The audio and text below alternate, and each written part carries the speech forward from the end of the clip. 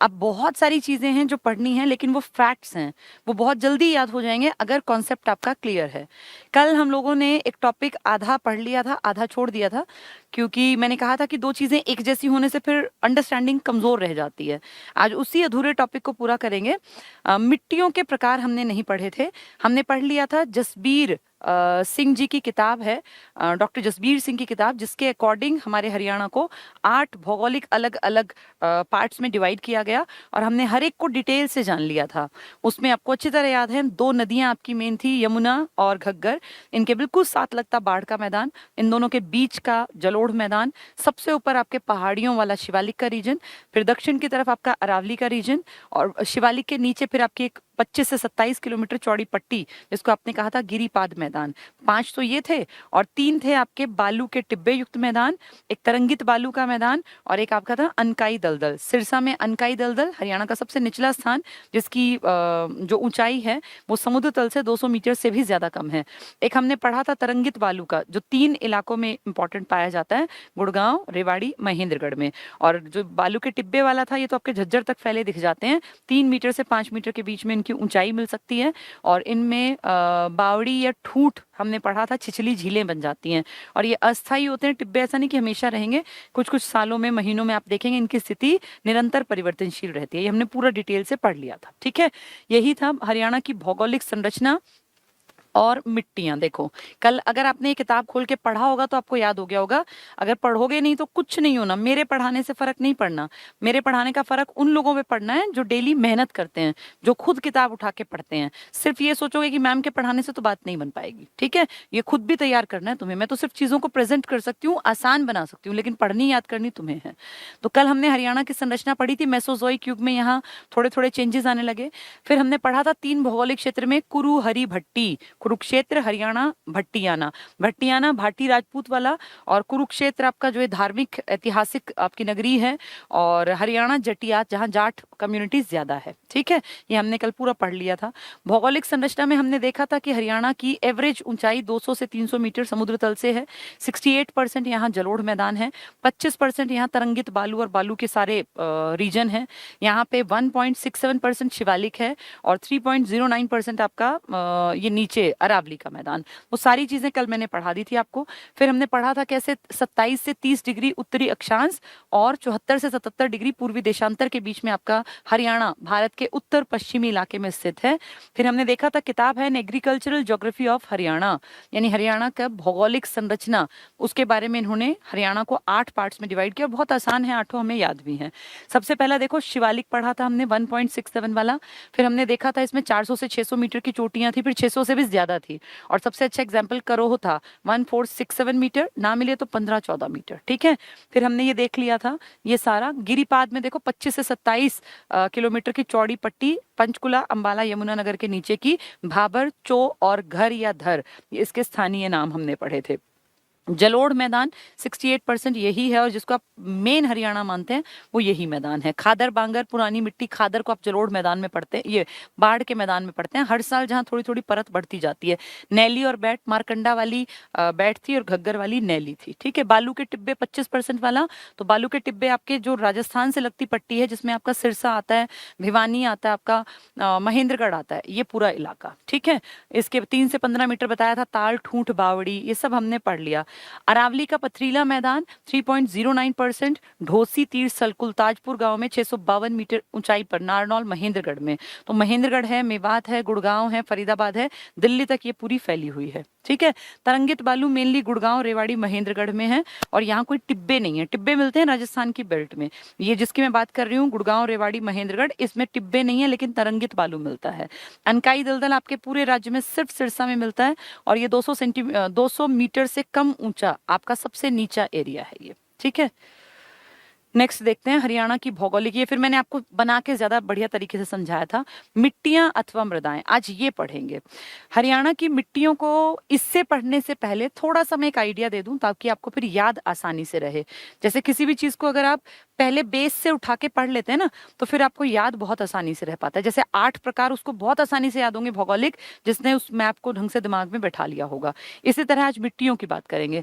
तो जसबीर सिंह की किताब में मिट्टियों को मोटे तौर पे 6 भागों में बांटा गया। वैसे एक एक पार्ट के उन्होंने आगे 2-2, 3-3 डिवीजन भी किए हैं, लेकिन मोटे तौर पे हम 6 की बात कर लेते हैं। कहीं कहीं 8 भी लिखे हैं क्योंकि उसके सब पार्ट्स को भी ऐड कर लिया। सबसे पहली मिट्टी है आपकी अति हल्की, अति हल्की मृदा, मृदा मतलब मिट्टी। फिर दूसरी आपकी अति हटा दो तो हल्की मृदा, हल्की मिट्टी। फिर तीसरी आपकी है मध्यमा, मध्यमा। फिर चौथी आपकी है साधारण भारी या सामान्य भारी, लिख लो सामान्य भारी, अब भारी स्टार्ट हो गई। और पांचवी आपकी है अधिक भारी, जैसे वो थी ना अति हल्की हल्की, ऐसे सामान्य भारी और अधिक भारी। और लास्ट है जो गिरिपाद के इलाके में मिलती है, पर्वतीय इलाके में। आपके यहाँ पर्वतीय आप समझ गए हो, गिरिपाद का इलाका आपको पता है, यानी अरावली, शिवालिक और वो 25-27 किलोमीटर की जो चौड़ी पट्टी थी ना, भाबर और वो घर धर और वो वाले इलाके वाली, वही। तो ये 6 तरह की मिट्टी है, कुछ नहीं है, बहुत आसान है। अति हल्की, हल्की, मध्यमा, थोड़ी सी भारी और फिर एक ज्यादा भारी। ठीक है, तो इनके शब्दों को बस ध्यान रख लो कि एक अति हल्की है, एक हल्की है, एक मध्यमा है, एक साधारण भारी है, एक ज्यादा भारी है और एक पहाड़ी चट्टानी मिट्टी है। ये आपकी गिरिपादीय मिट्टी, पर्वतीय मिट्टी, कुछ भी नाम ले लो उसका। समझ में आ गया? 6 पार्ट। जैसे 8 डिवीजन थे ना, पहले शिवालिक था, फिर नीचे अरावली था, फिर गिरिपाद था, फिर बाढ़ का मैदान था, फिर जलोढ़ मैदान था, फिर बालू के टिब्बे युक्त मैदान था, तरंगित मैदान था, अनकाई दलदल। ऐसे ही जैसे कल 8 पढ़े थे, ऐसे 6 दिमाग में बैठा लो। अति हल्की मिट्टी, हल्की मिट्टी, मध्यमा मिट्टी, साधारण भारी मिट्टी या सामान्य भारी और एक ज्यादा भारी और एक पर्वतीय, चट्टानी या गिरिपादीय मृदा। ठीक है, ये 6 हैं। अब इनमें बहुत इंपॉर्टेंट अगर बात करें भाई, वैसे तो सबकी इंपॉर्टेंस होती है, लेकिन ज्यादा इंपॉर्टेंट की बात करें तो ये आपकी सामान्य भारी है, जिसको आप डिवाइड कर देते हैं इसमें खादर और बांगर टाइप में, यानी जलोढ़ मिट्टी में। इस मिट्टी की खासियत है ये आपकी बहुत ज्यादा हल्की है, तो फिर ये लगा लो कि रेत ज्यादा है इसमें। सिल्ट, मृत्तिका, बालू, ये आपको पता होंगे ना, 3 तरह के कण होते हैं। मिट्टी के कण के साइज से मिट्टी के बारे में बताया जाता है कि ये मिट्टी अति हल्की है। इसका मतलब इसके जो मिट्टी के कण हैं, मिट्टी में ना 3 चीजें होती हैं, एक सिल्ट होता है, एक बालू होता है, एक मृत्तिका होती है। ये मिट्टी के कण है। मिट्टी बनती कैसे आप जानते होंगे ना, पहाड़ों को तोड़ तोड़ के सदियां बीतते बीतते जब हवाएं चलती हैं, बहता पानी आता है, तो वो पहाड़ों को तोड़ते रहते हैं, उसी से मिट्टी की परतें बन जाती हैं, मैदानों में आके बिछ जाती हैं। ये बहती हुई जो नदी है वो अपने साथ पहाड़ों के छोटे छोटे कणों को काट के लाती रहती है और धीरे धीरे साल दर साल, सदियों, हजारों सालों तक, लाखों सालों तक इनका निक्षेपण होते होते आपकी मिट्टी की परतें बन जाती हैं। तो आपकी जो ये मिट्टी है ना अति हल्की, इसकी खासियत है कि इसमें जो है बालू रेत ज्यादा होता है और उसमें एक क्योंकि अति हल्की है, हल्की थोड़ी सी अलग मिलेगी, इसमें पानी को ग्रहण करने की क्षमता बहुत कम होती है, इसलिए इसमें बहुत ज्यादा गेहूं चावल पैदा नहीं हो सकते। चावल तो बढ़िया मिट्टी में होता है ना, जहाँ की जल ग्रहण करने की क्षमता अच्छी हो। ये जल को ज्यादा सोख भी नहीं पाती, जल ग्रहण करना ही सोखना होता है, तो इसकी जल ग्रहण क्षमता कम होती है। इसके कण असंगठित होते हैं, बिखरे बिखरे। तभी तो उठाओ, देखो हाथ में जैसे रेत होता है, आपने रेत देखा होगा राजस्थान का, तो वो जो रेत होता है तो उसके कण संगठित थोड़ी होते हैं इकट्ठे। एक आप अपने खेत की मिट्टी उठा के देखो तो संगठित कण है, एक कण अलग नहीं निकलेगा, लेकिन रेत देखो एक एक एक एक कण करके कैसे हाथ में से बिखर जाता है। वो अति हल्की मिट्टी है, उसकी जल ग्रहण करने की क्षमता खराब होती है, अच्छी नहीं होती, इसलिए उसमें बहुत बढ़िया फसलें नहीं हो पाती। और उत्पादन की अगर बात करें तो उसमें मोटे अनाज ही आप पैदा कर सकते हैं, बाजरा टाइप के अनाज। ठीक है, तो अति हल्की समझ में आ जाएगी। नेक्स्ट है, अब इसको हम फिर किताब से पढ़ेंगे तो और अच्छा समझ में आएगा। हल्की मिट्टी में पानी ग्रहण करने की क्षमता कंपैरेटिवली ठीक होती है, क्योंकि ये अति नहीं है, ये हल्की है। और अगर इसमें देखें तो फव्वारा सिंचाई का जो है ना प्रोविजन, वो बेस्ट है इसके लिए। यानी अगर आप इसमें ड्रिप सिंचाई या फव्वारा सिंचाई के यूज करते हैं तो आप इसमें अच्छी फसलें भी ले सकते हैं। किस मिट्टी में? हल्की में। अति हल्की में नहीं ले पाओगे, उसमें तो मोटे अनाज ही पैदा होंगे, लेकिन ड्रिप सिंचाई, फव्वारा सिंचाई, जो हल्की मिट्टी है, इसके कण कंपैरेटिवली उसके मुकाबले संगठित होते हैं और इसमें अगर आप पानी सही सलामत मुहैया करा दें तो खेती ठीक ठाक हो सकती है। मध्यमा अच्छी मिट्टी होती है, बारिश होते ही ये मिट्टी और बेहतर हो जाती है और इसमें जो है ठीक ठाक सी फसल आप कोई भी पैदा कर सकते हैं। सामान्य भारी मिट्टी, आप जिसको जलोढ़ मिट्टी कहते हैं ना, वो मेनली सामान्य भारी मिट्टी है और इस मिट्टी में आपका जो कंटेंट है, ह्यूमस है, बाकी चीजें, वो बहुत बढ़िया होता है। और जो पुरानी सामान्य भारी मिट्टी है उसको आप बांगर कहते हैं और जो नई सामान्य भारी मिट्टी है इसको आप खादर कहते हैं, जो मैंने कल भी बताई थी आपको। ठीक है, तो इसमें तो आप कुछ भी पैदा कर लो, गेहूं, चना। चना तो खैर आप कोशिश करते हैं, राजस्थान की बेल्ट में धान है, गेहूं है, बढ़िया पैदा होता है। अधिक भारी है तो अधिक भारी में क्या होता है, लोहे की मात्रा बढ़ जाती है। लोहे की मात्रा बढ़ने के कारण फिर इसका कलर जो है ना वो भी थोड़ा चेंज हो जाता है और इसको डाकर कह देते हैं, इसका स्थानीय लोकल लेवल पे, बाकी कोई नहीं जानता। हरियाणा में इस मिट्टी को डाकर कह देते हैं और ये आपके पहाड़ी इलाकों के हेर फेर से में ज्यादा मिलती है, अधिक भारी वाली। पर्वतीय मिट्टी तो मेनली पहाड़ों के आसपास मिलती है और ये मिट्टी कोई बहुत उपजाऊ नहीं होती। गिरिपाद में याद करो मैंने कल बताया था भारी भरकम कंकड़ पत्थर मिलते हैं, तो कोई बहुत ज्यादा अच्छी फसलें आप नहीं ले पाएंगे गिरिपाद में। फिर हरियाणा इतनी बढ़िया फसलें कैसे ले पाता है, क्योंकि आपके यहाँ मध्यमा ठीक मिट्टी है, दोमट मिट्टी, दोमट बलुई मिट्टी उसी में तो आती है, और एक आपकी सामान्य भारी, ये दो बहुत बढ़िया मिट्टी हैं। इसमें आप हल्के अनाज भारी अनाज, मोटे अनाज ले पाएंगे। कण इसके असंगठित है, पानी एब्जॉर्ब करने की क्षमता कम है। इसमें फव्वारा सिंचाई बेहतर है, फव्वारा सिंचाई अगर है तो आप फसलें अच्छी ले सकते हैं। मध्यमा बारिश अच्छी होने पर आपको अच्छा प्रोडक्शन दे पाएगी। सामान्य भारी तो बहुत ही बढ़िया मिट्टी है। अधिक भारी में लोहे की मात्रा बढ़ जाती है, उसको डाकर कहते हैं, और उसका रंग भी थोड़ा थोड़ा ब्लैकिश सा होने लग जाता है। पर्वतीय गिरिपाद मिट्टी जो है आपके पहाड़ों की चोट, जो आपके शिवालिक है इस रेंज में, थोड़ी बहुत अरावली में तो बहुत अच्छी मिट्टी नहीं होती, और उसमें भी आप ये मान के चलो कि कीकर या फिर इस तरह के जो शिवालिक के तरफ पेड़ पौधे हैं वो पाए जाते हैं। तो इस इलाके में भी बहुत खेती आप नहीं कर पाते। अधिक भारी में आप खेती कर लेते हैं, फतेहाबाद के कुछ इलाके में भी अधिक भारी है, जगाधरी के आसपास भी अधिक भारी है। सामान्य भारी आपका पूरा हरियाणा, जिसको आप मेन कहते हैं, जिसको हम जटियात क्षेत्र कहते हैं, वहां ये काफी मिलती है। मध्यमा में बारिश के ऊपर डिपेंड करती है, अच्छी फसल हो सकती है। हल्की मृदा, फव्वारा सिंचाई, और इसमें आप मोटे अनाज। ठीक है, अब ये थोड़ी थोड़ी तुम्हें समझ में आ गई होगी। अब इसको पढ़ेंगे ना जब किताबी भाषा से तो बहुत आसान दिखेगी। चलिए मिट्टियों का टॉपिक आज पढ़ते हैं। हरियाणा की मिट्टियां अथवा मृदाएं, ये अब अगर तुमने समझ लिया है तो पढ़ते देखना सब कुछ क्लियर होगा। हरियाणा राज्य का अधिकांश भाग मैदानी है, हम जानते ही हैं ये बात तो, जिसका निर्माण यमुना, घग्गर, सरस्वती आदि नदियों द्वारा निक्षेपित मतलब जमा किए गए जलोढ़ मिट्टी के कारण हुआ है।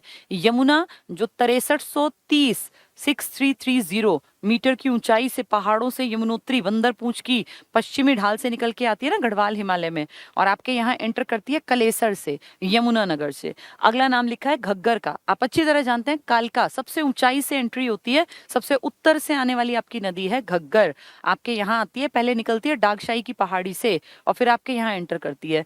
सरस्वती आज है नहीं देखने में, लेकिन आदि बद्री यमुनानगर से इसकी एंट्री मानी जाती है, और इसके चैनल्स मिले थे मुगलावली गांव में 2013 में। तो ये सारी चीजें मैंने आपको पहले पढ़ा रखी है नदियों के टॉपिक में।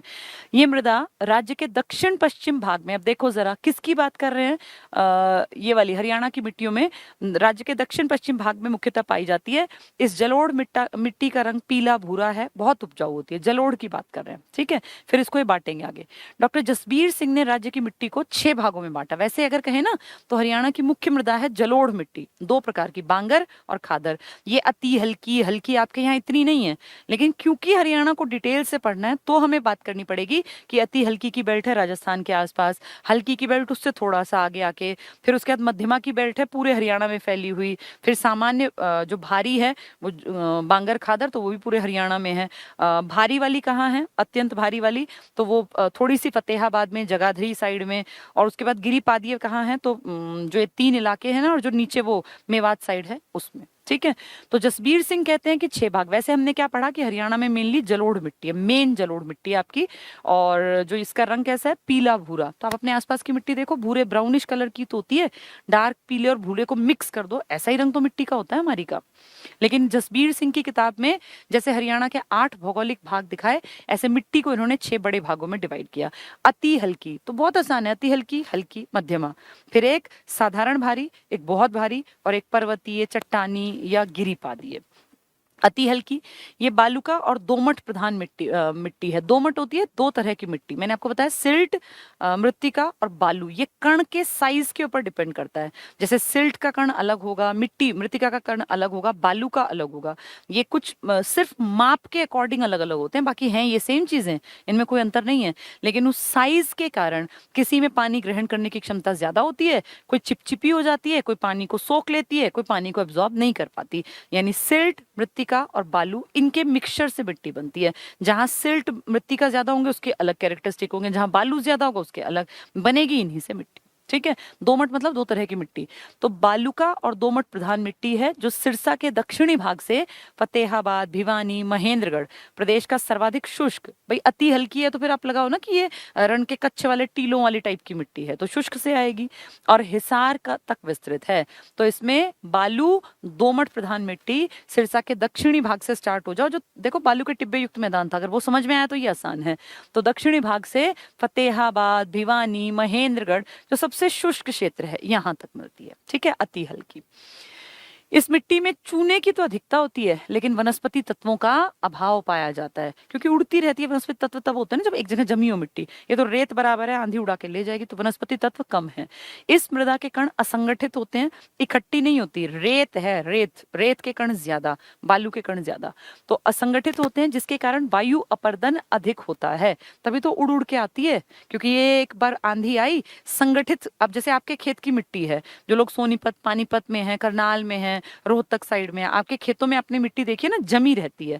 जैसे अगर आंधी आए भी तो ऐसा नहीं कि पूरा खेत उड़ गया, लेकिन राजस्थान साइड में अगर आप कभी गए हो, आंधी आएगी और फिर सारी उड़ा के धूल को ले जाएगी। तो वो धूल क्या है? वो हल्की मिट्टी ही तो है, भाई मिट्टी की परत ही तो है। आपके घरों में जो आप डस्टिंग करनी पड़ती है आपको, तो ये मिट्टी तो उड़ के आती है खेतों में से, तो ये मिट्टी अति हल्की जो है वो उड़ पाती है, उसी का अपर्दन होता है। भारी मिट्टी नहीं उड़ती इतनी आसानी से। ठीक है, तो वायु अपर्दन अधिक होता है। इस मिट्टी में जल ग्रहण करने की क्षमता कम होती है, असंगठित है, ऐसे फैली हुई है, तो पानी कैसे एब्जॉर्ब करेगी? संगठित मिट्टी पानी पीती है, असंगठित नहीं। इसलिए ये मिट्टी जल्दी सूख जाती है। पानी गिरा, इसने यूटिलाइज ही नहीं किया तो सूख गई। परिणाम स्वरूप फसलों को मिलने वाली जल की मात्रा कम हो जाती है। इसलिए ये मिट्टी दाल और मोटे अनाजों के लिए अधिक उपयुक्त है। तो अब ये तुम्हें समझ बनानी पड़ेगी कि अति हल्की मिट्टी वायु के अपर्दन से चलती है, इसमें बहुत ज्यादा ह्यूमस नहीं होगा, इसमें चूने की मात्रा ज्यादा हो सकती है पर ह्यूमस कम मिलेगा, और इस मिट्टी में मोटे अनाज और दालें पैदा हो सकती हैं। इसके क्योंकि कण असंगठित हैं, फैले हुए हैं, संगठित नहीं है, तो इसमें पानी को एब्जॉर्ब करने की ताकत उतनी नहीं है, इसलिए ये जल्दी सूख जाती है। तो फसलों को पानी अगर लगातार सूखता रहेगा तो फसल को पानी कैसे मिलेगा? इसलिए इसमें सिर्फ दालें और मोटे अनाज पैदा होंगे। ठीक है, नेक्स्ट देखें हल्की। तो अति हल्की हो गया, हल्की में फव्वारा सिंचाई काम आ जाएगा, बढ़िया मिट्टी है, कोई दिक्कत नहीं है। हल्की मिट्टी दो प्रकार की होती है, अपेक्षाकृत बालू दोमट। बालू, मृत्तिका, सिल्ट, इन तीनों का मिक्सचर होता है, तो बालू दोमट। ये दोमट मिट्टी और बलुई दोमट मृदा का मिश्रण है। इसको रौसली मिट्टी भी कहा जाता है। पेपर में आ जाएगा रौसली किसका प्रकार है? अति हल्की का, मध्यमा का, भारी का या हल्की का? तो हल्की का है प्रकार रौसली। अति हल्की में तो कुछ नाम ही नहीं था, रौसली मिट्टी भी इसी को बोलते हैं। अपेक्षाकृत बालू दोमट मिट्टी जो हल्की में आती है। ठीक है, ये भिवानी, गुड़गांव, झज्जर, रेवाड़ी, हिसार में पाई जाती है। फव्वारा सिंचाई उत्तम है, ये मैंने आपको पहले ही बताया। जो पहले वाली थी उसमें तो पानी एब्जॉर्ब नहीं करती, लेकिन अच्छी फसल ज्यादा नहीं होती, लेकिन इसमें फव्वारे से आप अच्छी खेती ले सकते हो।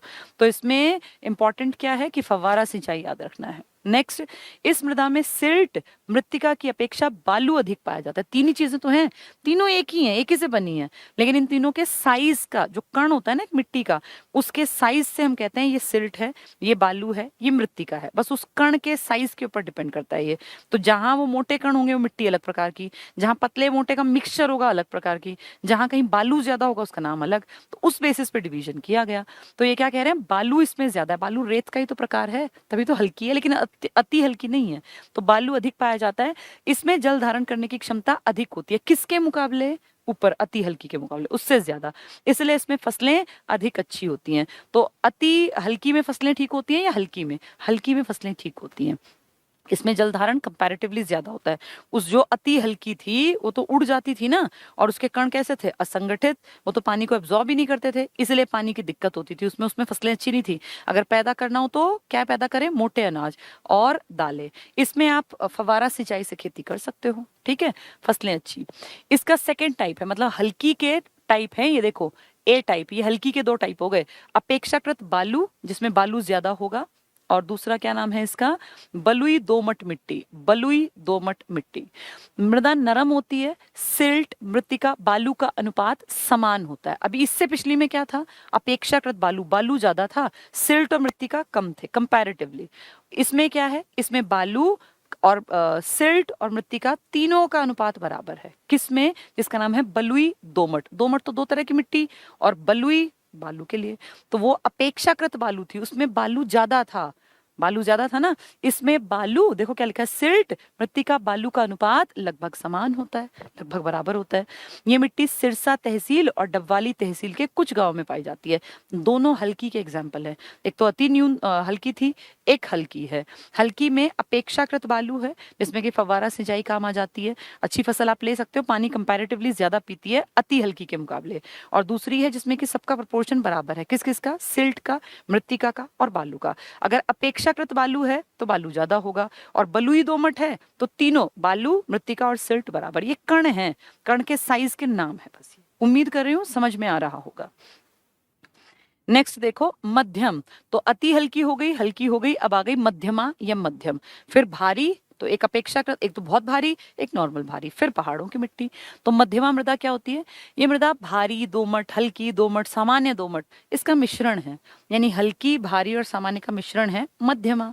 मध्यम मतलब एवरेज। और इसके 3 प्रकार हैं, मोटी दोमट, हल्की दोमट और दोमट मिट्टी। तो ये मान लो कि ये ठीक ठाक सी मिट्टी है और कई सारे इलाकों में आपके में पाई जाती है मध्यमा, ठीक है। फिर सामान्य भारी को आगे हम पढ़ेंगे खादर बांगर में। तो मोटी दोमट क्या है, मोटी दोमट नूहू और फिरोजपुर झिरका यानी दक्षिण की तरफ। हल्की दोमट 2 तरह की मिट्टी, ये गुड़गांव के उत्तरी भाग, अंबाला के दक्षिण पश्चिम भाग और नूहू के उत्तर पश्चिम भाग और मध्य रेवाड़ी में। दोमट मृदा ये राज्य के मध्यवर्ती भाग में, जींद, कैथल, सोनीपत, गुड़गांव, कुरुक्षेत्र में। तो दोमट मिट्टी जो है ना, दोमट, हल्की दोमट, मोटी दोमट और नॉर्मल दोमट, ये मध्यमा मिट्टी है, मध्यमा। तो हल्की दोमट और भारी दोमट, सारी दोमट इसी में आ गई, ठीक है। देखो हल्की कह लो, मध्यमा कह लो, हल्की मोटी मध्यमा के पार्ट हैं ये, और एक क्या थी, दोमट। तो हल्की, मोटी और दोमट, दोनों दोमट का, दोमट ना 2 तरह की मिट्टी। तो मेन मानो आपको ये हरियाणा के एक बड़े हिस्से में, क्योंकि देखो उत्तर की तरफ भी है, बीच वाले हिस्सों में भी है, और रेवाड़ी और इस तरफ भी है, ये रहा रेवाड़ी, ठीक है, गुड़गांव की तरफ भी। नेक्स्ट है पर्याप्त वर्षा होने पर फसल अच्छी होती है। तो जो आपकी मध्यमा है ना, अगर बारिश अच्छी है तो फसल भी अच्छी। देखो अति हल्की में क्या था, संगठित नहीं थे, असंगठित थे, बारिश होती थी तो पानी सोख नहीं पाते थे, सिर्फ मोटे अनाज पैदा होते थे बढ़िया, और उसमें अपरदन बहुत ज्यादा था, तभी तो उड़ उड़ के आती थी।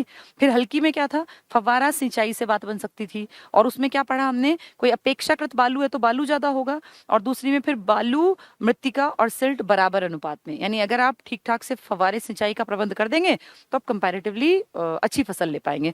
मध्यमा में फिर हमने 3 पढ़ लिए, हल्की दोमट, भारी दोमट, सारी इसमें आ गई, और अगर बारिश अच्छी होती है तो इसमें फसल भी अच्छी हो सकती है, ठीक है। सामान्य भारी, ये है आपकी खादर और बांगर, इंपॉर्टेंट है। ये मुख्यतः यमुनानगर निचले भाग में, सारे में नहीं, निचले में, कुरुक्षेत्र, करनाल, पानीपत, सोनीपत और फरीदाबाद आदि क्षेत्रों में पाई जाती है। इस मिट्टी पर प्रतिवर्ष बाढ़ का पानी, अब आप बाढ़ के मैदान को याद कर लीजिए, आने के कारण नवीन जलोढ़ का जमाव होता है, जिसे खादर कहा जाता है। ऊंचे भागों पर पाई जाने वाली मिट्टी को बांगर कहा जाता है। तो ये भारी मिट्टी के प्रकार हैं, खादर और बांगर, ठीक है। ये मिट्टी सूखने पर कठोर हो जाती है, इसमें चावल, गेहूं, गन्ना, तो आप देखो चावल, गेहूं, गन्ना ही तो आपकी मुख्य उपज है। तो सामान्य भारी आपकी मेन मिट्टी है, आदि फसलें अच्छी होती हैं। अति हल्की बहुत बढ़िया नहीं है, हल्की फव्वारे के ऊपर डिपेंड है, और मध्यमा में दोमट है, बारिश के ऊपर डिपेंड है। जो सामान्य भारी है, ये बेस्ट मिट्टी आपके जलोढ़ मैदान जो है ना, वो सामान्य भारी मिट्टी है, ठीक है। फिर आती है भारी और बहुत भारी, ये मिलेगी आपको जहां लोहे के तत्व ज्यादा होंगे, और डाकर इसका लोकल नेम है। इस मिट्टी को डाकर के नाम से भी जाना जाता है। ये मुख्यतः थानेसर, जगाधरी, फतेहाबाद आदि क्षेत्रों में पाई जाती है। वर्षा ऋतु में चिपचिपी हो जाती है, और गर्मी के मौसम में कठोर हो जाती है। तो जैसी बारिश हुई चिपचिपी, और गर्मी है तो कठोर, ठीक है। ये कहाँ पाई जाती है, हमारे जो इलाके हैं फतेहाबाद, यमुनानगर के आसपास, ठीक है। थानेसर मतलब कुरुक्षेत्र, बहुत भारी है ये कम सुप्रवाहित और कम पारगम्य होती है, यानी इसमें से पानी बहुत ज्यादा एब्जॉर्ब नहीं करती है, इसके अंदर से रिश्ता नहीं बहुत ज्यादा पानी, ठीक है। इसमें चावल एब्जॉर्ब तो करती है, लेकिन ऐसा सच रिश्ता नहीं, ऐसा नहीं कि पानी नीचे तक सीप हो जाएगा। चावल, गेहूं, चना, जौ की फसल और कपास की फसलें अच्छी होती है, क्योंकि लोहा है ना इसमें ज्यादा भारी वाली में, तो कपास अच्छा है, ठीक है। थानेसर में, फतेहाबाद, घग्गर क्षेत्र में सोलर नामक कठोर चीका मिट्टी पाई जाती है। तो ये आपकी ऐसी मिट्टी है जो कि भारी है, इसी का नाम डाकर है, ज्यादा भारी है। भारी तो ठीक ठाक थी, भारी तो आपकी वो जलोढ़ वाली थी जिसको आप कह रहे थे खादर और बांगर, ये आपकी कंपैरेटिवली ज्यादा भारी है, फतेहाबाद के आसपास है, जगाधरी के आसपास है, थानेसर के आसपास है, ठीक है। चिपचिपी हो जाती है बारिश में, और सर्दियों में कठोर हो जाती है। इसमें आप सारी फसलें ले सकते हैं, कपास भी ले सकते हैं, क्योंकि लोहा ज्यादा है। नेक्स्ट है छठी शिवालिक, गिरिपादी और चट्टानी तल की मिट्टी। तो शिवालिक पहाड़, गिरिपाद आप समझ गए 25-27 किलोमीटर वाली, और चट्टानी तल तो ये अरावली। इसके आसपास कोई बहुत बढ़िया मिट्टी तो नहीं होगी ना, मतलब जिसमें से आप खेती करते हो। तो भुरभुरा, बलुआ पत्थर, बालू, चीका, बजरी आदि की प्रधानता होती है। आपने बजरी देखा होगा ना, जब घर बनाते हैं तो ये बजरी और ये इस तरह की चीजें यूज करते हैं। तो वो मिट्टी का ही तो प्रकार है, बस कण मोटे होते हैं उसके। तो इसमें क्या क्या है, बलुआ पत्थर है, बालू है, चीका है, बजरी, ये प्रधानता, तो थोड़ी मोटी। ये मिट्टी पंचकुला के कालका में, अंबाला के नारायणगढ़ में, नारायणपुर नहीं नारायणगढ़ होना चाहिए, यमुनानगर के जगाधरी क्षेत्रों में पाई जाती है। ठीक है, फिर इसको इन्होंने इलेबोरेट कर दिया। गिरिपादीय मिट्टी क्या होगी, जो 25-27 किलोमीटर, ये मिट्टी शिवालिक के गिरिपादीय प्रदेश में पाई जाती है, कालका और नारायणगढ़ की तहसीलों में। इसको घर या कंधी मिट्टी, कल पढ़ा था ना, घर या धर, कंधी मिट्टी उसी की फैमिली में है। भाबर, घर, और एक और चीज पढ़ी थी उसमें, चो, स्थानीय भाषा में जो बड़े बड़े गड्ढे थे, तो वहीं कंधी मिट्टी याद कर लें। जैसे रोसली मिट्टी अलग अलग होती है, पूछ लें कंधी मिट्टी किसका प्रकार है, तो ये शिवालिक टाइप की मिट्टी का, गिरिपादीय मिट्टी का। फिर इसी में पहाड़ों वाली में चट्टानी तल की मिट्टी, जो चट्टानों के तल पे मिलेगी। हरियाणा के दक्षिणी भाग में अरावली पर्वत क्षेत्र में पथरीली और रेतीली मिट्टी पाई जाती है। ये मिट्टी कम उपजाऊ होती है, इसलिए यहाँ कृषि कार्य कम हो पाता है। यही तो कारण है कि खेती कम है आपके महेंद्रगढ़ साइड में। भारी मिट्टी, इस मिट्टी में सिल्ट के साथ साथ चीका भी होता है।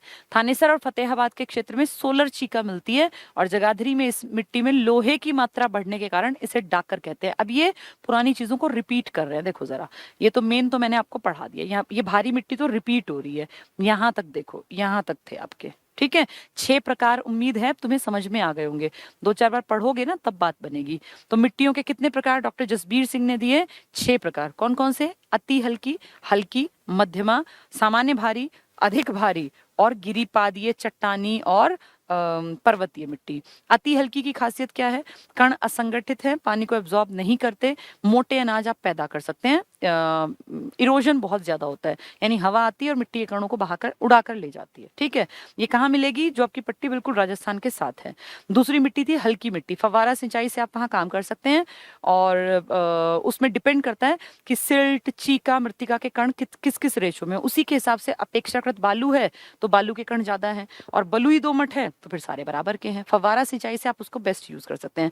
मध्यमा में बारिश अच्छी होती है तो आप उसका बेस्ट यूज कर पाएंगे, और सामान्य भारी में खादर और बांगर, तो सारी फसलें पैदा हो सकती हैं। और जो ज्यादा भारी है उसमें फिर लोहे की मात्रा ज्यादा है, उसका नाम डाकर भी है, और वो आपके कपास के लिए भी अच्छी है, और भी सारी फसलें इसमें पैदा की जा सकती हैं। गिरिपादीय मिट्टी, पर्वतीय मिट्टी, चट्टानी मिट्टी, ये बहुत उपजाऊ नहीं होती, और इसका एग्जाम्पल आपका अरावली वाला और शिवालिक वाला है। ठीक है, तो अब देखो ये सारी मिट्टियां तुम्हें समझ आ गई। अति हल्की बताया मैंने आपको, ये सब पढ़ा दिया। हल्की मिट्टी क्या होती है, बलुई दोमट या अपेक्षाकृत बालू। इसके बाद मोटी दोमट, हल्की दोमट, ये सब समझा दिया। नेक्स्ट है सामान्य भारी, खादर बांगर वाली। फिर एक है बहुत भारी, और एक क्या थी फिर इसमें, गिरिपादीय मिट्टी। ठीक है, सोलर चीका, इसके नाम पढ़ जाना जरूर। अब यहाँ से ये चीजें रिपीट की थी, ये देखो चट्टानी दल की मृदाएं हो गई थी यहाँ से। भारी मिट्टी, इस मिट्टी में सिल्ट, सिल्ट बताया ना मैं, सिल्ट, मृत्तिका, बालू, ये कण है, कण का साइज के साथ साथ चीका भी होता है। थानेसर के फतेहाबाद के क्षेत्र में सोलर चीका मिलता है। जगाधरी में इस मिट्टी में लोहे की मात्रा बढ़ने के कारण इसको डाकर कहते हैं। तो भारी मिट्टी तो थी, जो बहुत भारी मिट्टी थी उसमें लोहा ज्यादा था, उसको डाकर कहते हैं। उसमें कपास भी अच्छा होता है, बाकी चीजें भी अच्छी होती हैं। नेक्स्ट है यमुनानगर में लाल चेस्टनट मिट्टी पाई जाती है। पेपर में आ जाएगा, लाल जंगली मुर्गा कहाँ प्रसिद्ध है, तो आप कहोगे यमुनानगर के कलेसर का नेशनल पार्क इसके लिए फेमस है, जबकि इसकी ब्रीडिंग वाली जगह अलग है। मैंने आपको सब पढ़ा रखा है, इसलिए बात कर रही हूँ, ये रिवीजन चलता रहे ताकि दिमाग में। अब ये कह रहे हैं लाल चेस्टनट मिट्टी कहाँ पाई जाती है, पहाड़ों में ना, तो आपके यहाँ कहाँ, यमुनानगर में। हरियाणा में यमुनानगर की मिट्टी उदासीन प्रतिक्रिया वाली मिट्टी है, जिसमें नाइट्रोजन और फास्फोरस की कमी है, इसीलिए आप NPK फर्टिलाइजर्स का यूज करते हैं हरियाणा में, यूरिया, NPK, क्योंकि नाइट्रोजन भी कम है और फास्फोरस भी कम है आपके यहाँ की मिट्टी में, मतलब मोटे तौर पर। सिरसा जिले की मिट्टी का रंग कैसा है, लाल, सिरसा में लाल।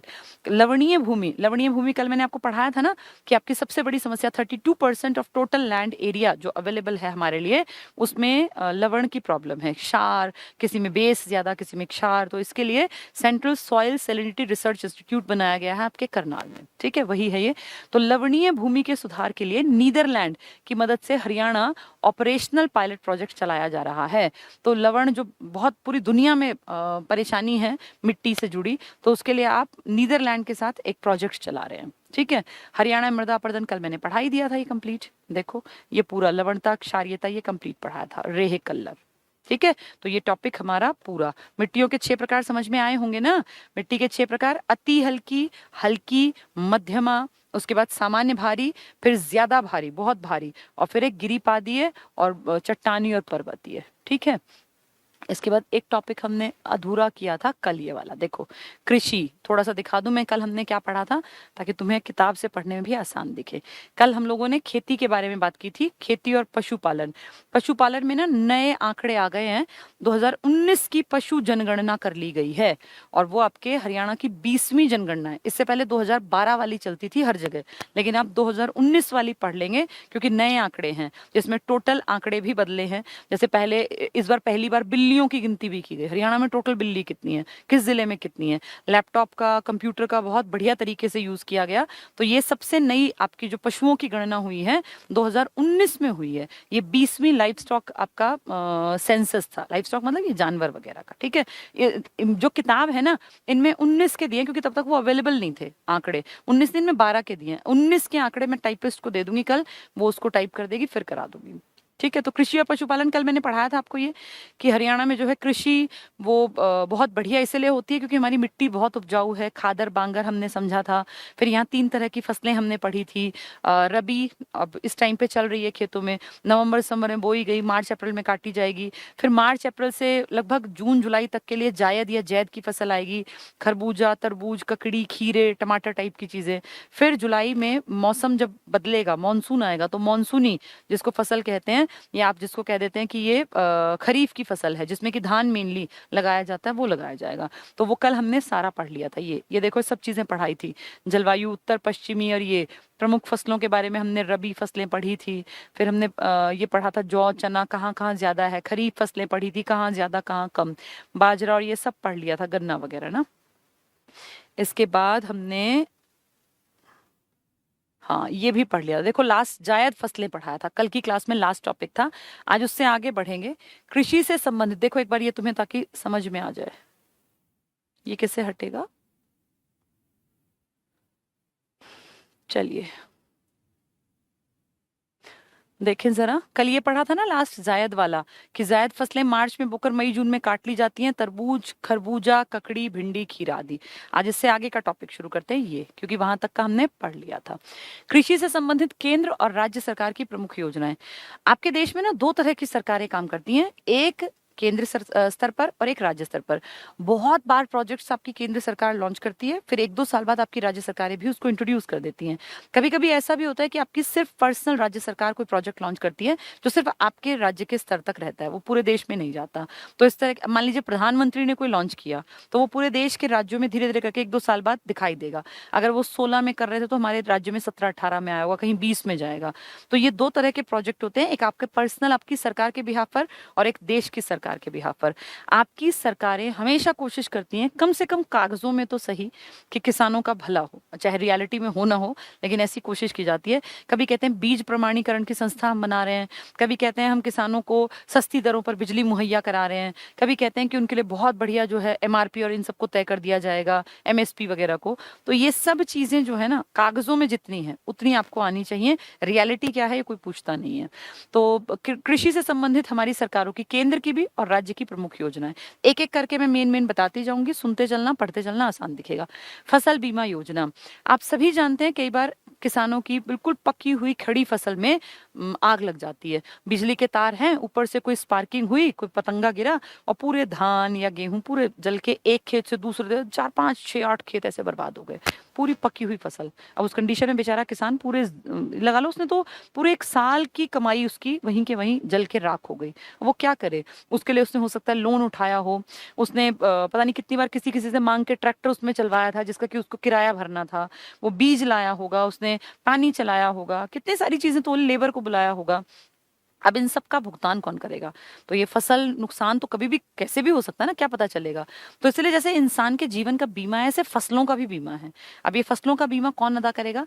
तो कह दिया भाई मिनिमम इतने रुपए तुम इतने % जमा करा देना, जितना उसकी वैल्यू है, फिर इतने दिनों बाद अगर तुम्हारी फसल को कुछ हो गया तो सरकार आपके साथ खड़ी है। पहले देश में लॉन्च हुआ, फिर आपकी सरकार लेकर आई, ठीक है। तो उसी को पढ़ लेते हैं। फसल बीमा योजना, जैसे इंसान के जीवन का बीमा होता है, ऐसे फसल का भारत सरकार ने स्टार्ट किया। आपने नहीं, आपने तो उसको कॉपी कर लिया बाद में। भारत सरकार ने 2016 को प्रधानमंत्री फसल बीमा योजना की अधिसूचना जारी की। हरियाणा सरकार ने 17-18 के दौरान, देश में 16 में आया, आपने 17-18 प्रधानमंत्री फसल बीमा योजना को लागू करने का निर्णय लिया, ठीक है। इस योजना के अंतर्गत भुगतान करने वाले प्रीमियम में किसानों को अब बता दिया भाई रबी की फसल के इतने % तुम्हें देने हैं, खरीफ की फसल के इतने। अगर कोई वाणिज्यिक व्यापारिक फसल है, जैसे गन्ना है, कपास है, ये खाने के लिए थोड़ी, ये तो बेचने के लिए उगाते हैं ना, इस पे इतना % आप देंगे। हरियाणा सरकार ने कपास की बढ़ोतरी के लिए कपास पे जो प्रीमियम देना था ना किसान को, वो घटा दिया। वैसे 5% था, हमारी सरकार ने कह दिया 2-2.5% तक रख लेते हैं, अच्छी बात है। तो इस योजना के अंतर्गत भुगतान वाले प्रीमियम में किसानों को रबी फसल, रबी जो सर्दियों की फसल है, नवंबर दिसंबर में बोई जाती है, मार्च अप्रैल में, यानी गेहूं के लिए 1.5%, खरीफ जो कि जुलाई अगस्त में बोई जाती है, इसके लिए 2%, और बागवानी और वाणिज्यिक, वाणिज्यिक मतलब जो व्यापार के उद्देश्य से, गन्ना इसी में आता है मेन, और कपास इसी में आता है, फसलों के लिए 5% का योगदान करना होगा। यानी किसानों को अगर वो रबी पैदा कर रहे हैं, गेहूं पैदा 1.5%, अगर वो खरीफ पैदा कर रहे हैं तो 2%। देखो ये रहा, रबी है तो 1.5% कम, और खरीफ है तो 2%, और अगर वाणिज्यिक फसल है तो 5%। इतने रुपए तुम जमा कराओ, उसके बाद बाकी सरकार की जिम्मेदारी। अगर इस खेत में आग लग गई तो इस खेत के बदले जितनी तुम्हें कमाई करनी थी वो सरकार देगी। उन्होंने बीमा कर लिया, लेकिन सबके खेतों में थोड़ी आग लगती है। आप सोचो सबने 5-5% जमा कराए, अगर 10 खेतों में लग भी गई तो सरकार ने वो सबके इकट्ठा राशि वहां दे दी। तो इससे आदमी भी टेंशन फ्री हो गया और सरकार पे भी जोर नहीं पड़ा, इसलिए किए जाते हैं ये, ठीक है। जैसे आप अपनी बाइक का बीमा कराते हैं, इंश्योरेंस कराते हैं, तो कितनी सारी बाइक होंगी देश में, कितने बाइक के इंश्योरेंस डेली होते होंगे, यानी कितने करोड़ों अरबों रुपए का बिजनेस होगा। तो क्या सभी बाइक्स चोरी होती हैं? नहीं ना, वो तो कभी गलती में होता है कि कोई 10,000 पे कोई एक बाइक का बीमा कंपनी को देना पड़ा, तो उन सबके पैसे जो इकट्ठे किए थे, अब वो 1 साल बाद बीमा के पैसे तुम्हें मिलते थोड़ी हैं, वो तो गए पैसे, वो तो कंपनी के पास गए। ऐसे लाइफ इंश्योरेंस होता है, आपने जो पैसा लगाया है वो आपको बुढ़ापे, लाइफ इंश्योरेंस में ये है बुढ़ापे में जाके मिल जाएगा, बाइक और इनके थोड़ी मिलते हैं, वो तो खत्म हो जाते हैं। ऐसे ही फसलों के हैं।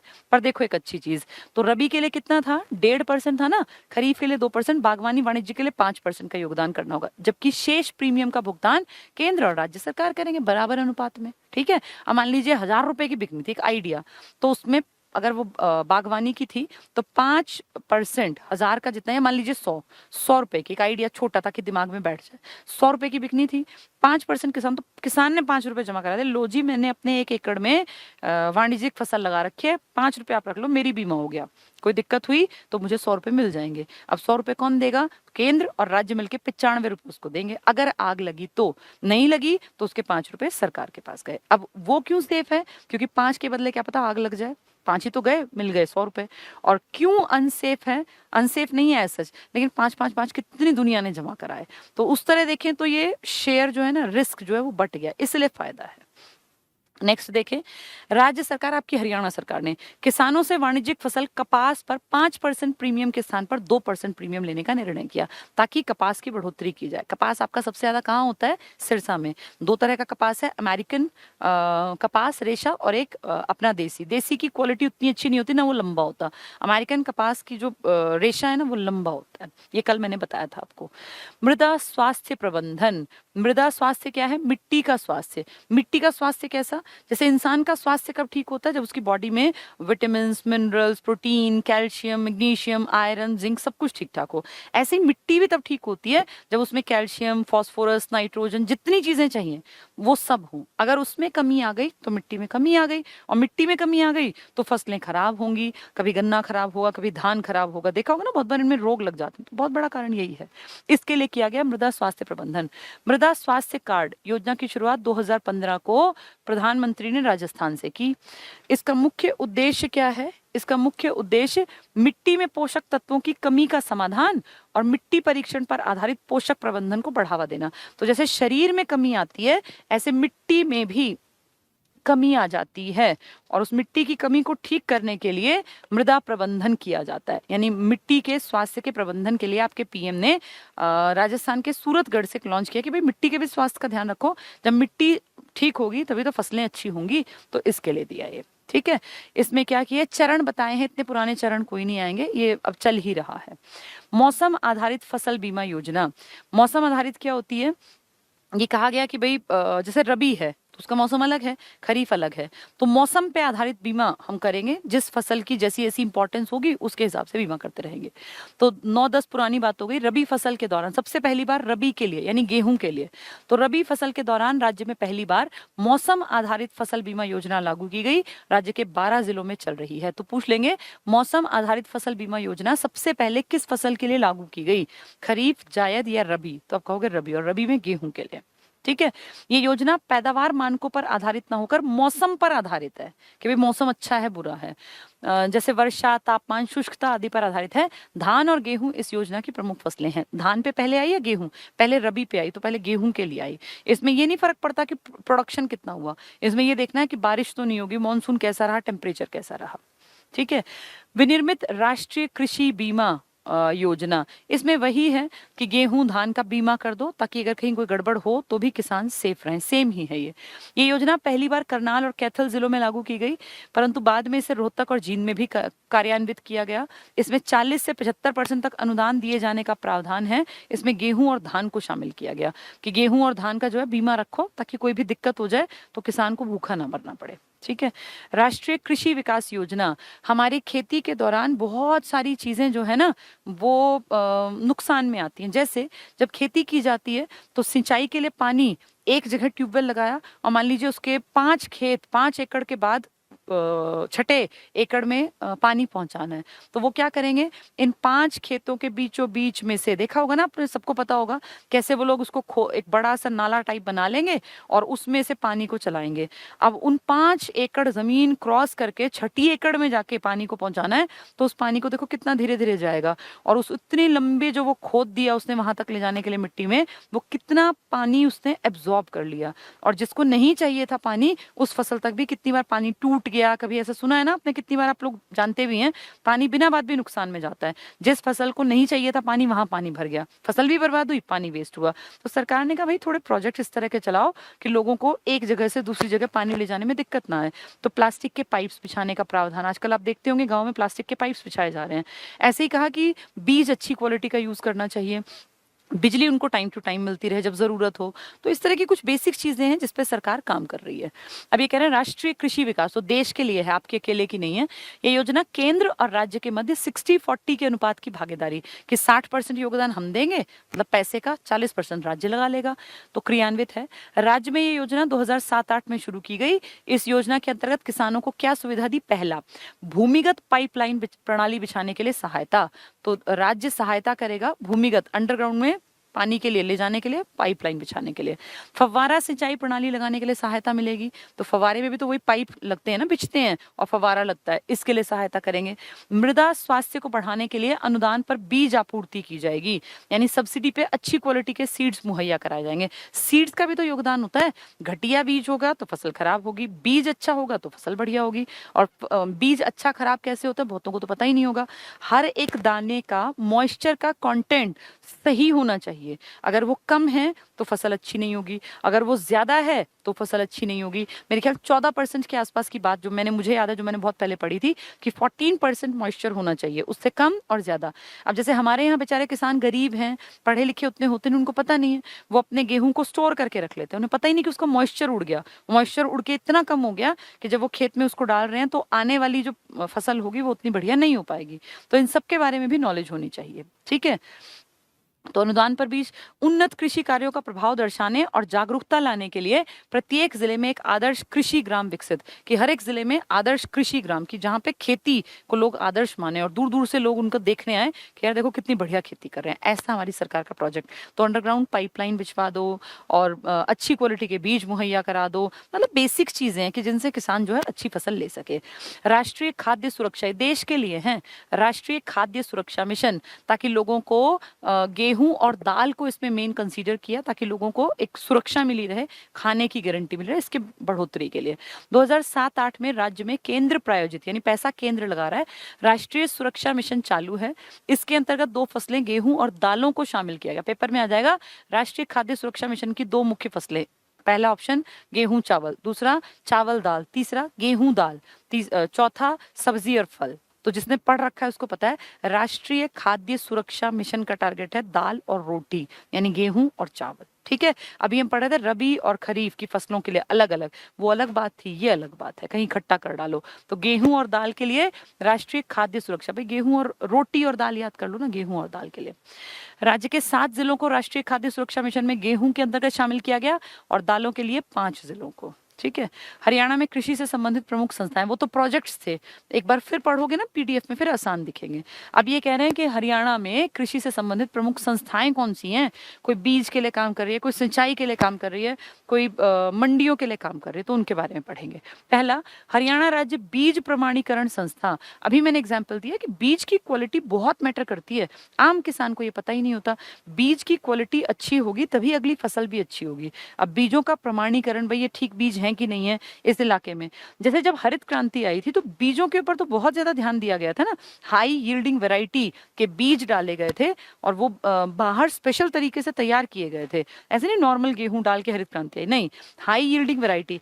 मैं आपको बता दूं, आप लोग अपने घर में जो बड़े बूढ़े हैं उनसे पूछना, एक दौर था जब इंडिया गेहूं में डिपेंडेंट था अंग्रेज इसके अमेरिका के ऊपर, और अमेरिका से इतना गंदा गेहूं यहाँ भेजा था, लाल गेहूं बोलते थे उसको, हमारी दादी वगैरह के टाइम के लोग बताते थे कि इतना घटिया गेहूं था वो, लाल रंग का छोटा सा दाना, बहुत मोटा छोटा दाना लाल रंग का, लाल गेहूं अमेरिका हमारे यहाँ वेस्टेज की तरह दिया करता था और हम उसकी तरफ आंख उठा के बैठ रहे थे कब वहां से गेहूं आएगा और हमारा पेट भरेगा। तभी तो हमने हरित क्रांति को जन्म दिया, यही कारण है, क्योंकि पेट नहीं भरता था, भूखे मरते थे भारत के लोग। मिट्टी उपजाऊ सबसे ज्यादा, दुनिया के सबसे ज्यादा प्रोडक्शन करने की लायकियत रखने वाले देश की मिट्टी, और जनता यहाँ भूखी मरती थी, तभी हरित क्रांति में हाई यील्डिंग वैरायटीज का यूज किया गया। ये सब बातें 1966 के बाद की हैं, तो आपके यहाँ भी बीज प्रमाणीकरण के ऊपर काम हुआ होगा, तभी की बात कर रहे हैं ये। तो हरियाणा राज्य बीज प्रमाणीकरण संस्था ये बीज के प्रमाण को वो करेगी। इस संस्था की स्थापना बीज अधिनियम 66 की धारा 8 के अंतर्गत राष्ट्रीय बीज परियोजना और रजिस्ट्रेशन ऑफ सोसाइटीज एक्ट 1860, ये आपने बहुत बार पढ़ा होगा, सोसाइटी एक्ट 1860, इसके अधीन 1976 में एक स्वतंत्र संस्था यानी हरियाणा बनने के 10 साल बाद हरियाणा राज्य बीज प्रमाणीकरण संस्था बनी। हरियाणा राज्य बीज प्रमाणीकरण संस्था 1976 में बनी। ठीक है, 1976, अब ऐसे सन आ जाते हैं बहुत बार। काम क्या होगा, बीज से जुड़ा। इसका मुख्य कार्य बीज अधिनियम 66 की धारा 5 के अधीन भारत सरकार द्वारा अधिसूचित की गई फसलों के बीजों या जातियों को निर्धारित मानकों के अनुसार प्रमाणित करना है। यानी बीज ठीक है कि नहीं है, क्वालिटी वाइज इस चीज को प्रमाण देती है ये उसका स्टैंडर्ड मेंटेन करती है, और ये आपके हरियाणा बनने के 10 साल बाद बनी हरियाणा राज्य बीज प्रमाणीकरण संस्था, बीज प्रमाणीकरण। नेक्स्ट देखें, हरियाणा भूमि सुधार और विकास, पहले भूमि सुधार होता है फिर बीज डलता है, ये 74 में बना था और बीज प्रमाणीकरण 76 में, ऐसे ही याद करना, पहले भूमि सुधार फिर प्रमाणीकरण। हरियाणा भूमि सुधार विकास निगम लिमिटेड की स्थापना 74, तो पहले भूमि का सुधार होगा, इसके 2 साल बाद आपकी बीज प्रमाणीकरण की संस्था। ठीक है, तो पहले भूमि सुधार फिर बीज प्रमाणीकरण। देखें 74 में की गई। निगम का मुख्य कार्य क्या है, अब देखो भूमि सुधार है ना, कल हमने पढ़ा था कल्लर या रेह, याद है आप लोगों को, जिंक डालते हैं ऐसी मिट्टी में क्योंकि उसमें जब पानी इवेपोरेट होता है तो मिट्टी के ऊपर एक वाइट सी परत बिछ जाती है, इसको बोलते हैं रेह या कल्लर, तो उसके लिए काम करती है ये। क्या कह रहे हैं, मुख्य कार्य है कल्लर भूमि का सुधार, कृषि उत्पादों की बिक्री और प्रमाणित बीज तैयार करना। तो पहले मिट्टी है, फिर मिट्टी के बाद बीज के ऊपर प्रमाणीकरण के लिए 2 साल बाद अलग से काम हुआ, तब इसका काम था ये सारा। निगम राष्ट्रीय कृषि विकास योजना, राष्ट्रीय मिशन ऑयल सीड और ऑयल पाम और राष्ट्रीय खाद्य सुरक्षा मिशन, जिसमें कि दाल और रोटी, गेहूं और दाल की बात करते थे, के अंतर्गत किसानों को जिप्सम, अगर किसी भी मिट्टी में रेह या रेही ज्यादा है ना तो उसमें जिप्सम डाल दो, मिट्टी ठीक हो जाएगी, जिप्सम से मिट्टी की प्रकृति बदल जाएगी। को जिप्सम 50% अनुदान पर उपलब्ध कराता है, तो किस परेशानी से दूर कर देता है हमें ये, कल्लर भूमि जिसमें कि रेह ज्यादा थी, ठीक है, वो वाइट सी परत, तो कल्लर भूमि को ठीक करने के लिए जिप्सम प्रोवाइड कराता है ये, देखो ये रहा जिप्सम। अनुदान पर, मतलब 50% सब्सिडी। बागवानी, हरियाणा सरकार लगातार कह रही है कि धान बेशक घटा दो, बागवानी की तरफ बढ़ो। बागवानी हॉर्टिकल्चर यूनिवर्सिटी भी आपके यहाँ है, किसके नाम पर? महाराणा प्रताप एग्रीकल्चर, ये हॉर्टिकल्चर यूनिवर्सिटी है आपके करनाल में। हॉर्टिकल्चर से क्या फायदा होगा? बाग लगाने से ना, जैसे लॉन्ग रन में बहुत बढ़िया बिजनेस है, बहुत कमाई होती है अगर आपके बाग की क्वालिटी अच्छी है। अगर आप वहां पे जो है अमरूदों का बाग लगा दें, आप आम का बाग लगा दें, या आप संतरे का, या जो भी यहाँ पैदा हो सकता है उसका बाग लगा दें। तो बागों के लिए बागवानी मिशन हमने चलाया कि बाग लगाओ, ठीक है। हरियाणा भारत में बागवानी क्षेत्र में उभरता हुआ अग्रणी राज्य है। अभी हम चाह रहे हैं 15% अपनी भूमि पर बाग लगा लें। पोषण सुरक्षा के लिए बागवानी प्रमुख विविधीकरणीय गतिविधि है। अगर आप बाग लगा रहे हैं, बाग के बीच में भी फसल पैदा की जाए, क्योंकि एक पेड़ से दूसरे पेड़ के बीच में काफी अंतर होता है, तो बहुत सारी फसलें आप वहां भी ले सकते हैं। ये लॉजिक है कि बाग भी लगा लो, फसल भी पैदा कर लो। तो राज्य में अधिकांश प्रकार के फल, सब्जी, मसाले, मशरूम और फूलों की खेती की जाती है। कुल बागवानी क्षेत्र का जो टोटल बागवानी है, 85% में सब्जी और शेष में फल और मसाले आदि की खेती की जाती है। टोटल आपका बहुत कम है, उस टोटल के 85% में आप क्या करते हैं? सब्जी, और बाकी में फल और मसाले। तो बहुत फल और मसाले यहाँ कहाँ होते हैं? ये मैप्स जो है ना, मैं आपके उसमें डाल दूंगी, पीडीएफ में डलवा दूंगी, इसको उससे ही पढ़ लेना। ये वही लिखा है जो मैंने पढ़ा है ना, 2 प्रकार की कपास पैदा होती है, फिर ये मोटे अनाज बता रखा है, कपास का सर्वाधिक बता रहे हैं सिरसा में। ये थोड़ा सा क्लियर कम होगा, आप इसको फोन में देखेंगे, सब कुछ मैंने बताया है आपको। अब ये क्या कह रहे हैं? आर्थिक सर्वेक्षण 18-19 के अनुसार राज्य में 5.29 लाख हेक्टेयर क्षेत्र बागवानी फसलों, आप 5.5 लाख याद कर लो, कोई दिक्कत नहीं है। 5.5 लाख हेक्टेयर जमीन आपकी बागवानी के अंडर कवर है, और हरियाणा के सकल फसल क्षेत्र का 8% है। तो लगभग 5.5 लाख हेक्टेयर आपके टोटल बागवानी कवर कर जाता है, बागवानी की फसलें, जिसमें आप 85% में सब्जी लगाते हैं और 15% में मसाले और फल, ठीक है। ये हरियाणा के सकल जितना टोटल क्षेत्रफल है आपका अवेलेबल, उसका 8% है। 7-8% टारगेट कर रहे हैं, 15% बना दें। केला और सेब का अग्रणी उत्पादक जिला आपका फतेहाबाद है। आपके यहाँ केला बहुत ज्यादा नहीं होता, ना ही सेब, लेकिन फिर भी हमारे में नंबर 1 है फतेहाबाद। फतेहाबाद जहाँ जंगल सबसे कम है प्रतिशतता में 0.71, वहाँ केला और सेब है। ऐसा नहीं कि सेब के क्या करें, बाग ही बाग है, लेकिन सेब और केले की बागवानी के रूप में खेती जो की जा रही है, नंबर 1 आपका वो फतेहाबाद है। हरियाणा में सर्वाधिक आम की खेती की जाती है। फलों में आप नंबर 1 किस में है? आम आपके यहाँ सबसे ज्यादा। और राज्य में अग्रणी उत्पादक जिला यमुनानगर है। ये आंकड़े साल दर साल बदल सकते हैं। इससे पिछले साल जब मैं पढ़ाती तो मैं अंबाला को नंबर 1 बताती थी, लेकिन अब अगर आप चेक करेंगे तो सबसे ज्यादा आम अंबाला सेकंड नंबर पर है, फर्स्ट नंबर पर यमुनानगर है। ये आंकड़ा हो सकता है 2022 में फिर बदल जाए। ये हमेशा डिपेंड करते हैं टोटल प्रोडक्शन कितना लिया किसी भी जिले से। तो आज की डेट में अगर क्वेश्चन आता है तो आपको टिक करना है कि नंबर 1 आपका यमुनानगर है, नंबर 2 पर आपका अंबाला है। पहले नंबर 1 अंबाला हुआ करता था। हल्दी में भी नंबर 1 आपका यमुनानगर है, ठीक है। बागवानी केंद्र बहुत इंपॉर्टेंट, छोटे छोटे एक एक नंबर के क्वेश्चन कई बार एग्जाम्स में एचएसएससी ने पूछे हुए हैं। सब्जी उत्कृष्ट, उत्कृष्ट होता है बेस्ट, उसके ऊपर काम करना पड़ता है। तो सब्जी उत्कृष्टता केंद्र आपका घरौंडा में है, करनाल में। सब्जी उत्कृष्टता केंद्र घरौंडा करनाल।